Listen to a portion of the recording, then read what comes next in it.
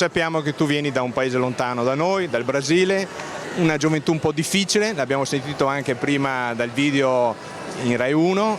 Cosa è cambiato per te la tua vita? La mia vita è cambiata, diciamo, negli ultimi anni completamente, no? Ho cambiato culture, tante nazioni, ho girato e sono uscita dalla mia nazione. A Conegliano ho trovato una famiglia, una città che mi ha accolta e diciamo che io quando dico torno a casa è perché torno a Conegliano. Conegliano per me è la mia casa. E su questa esperienza che mi è successa nei giorni precedenti è stata una cosa che non me l'aspettavo.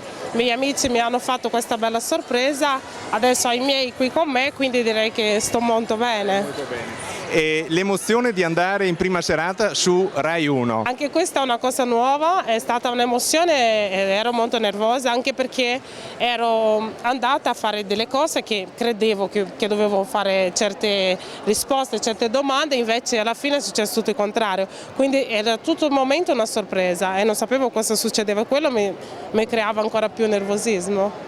Cosa consiglieresti alle tue coetanee, alle ragazze, un tuo consiglio per affrontare la vita? Guarda, a me una cosa che mi aiuta a essere positiva nei momenti difficili è la musica, io amo la musica.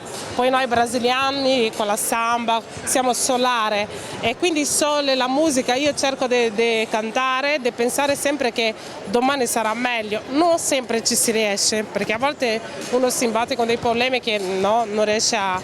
però bisogna cercare di essere positivi.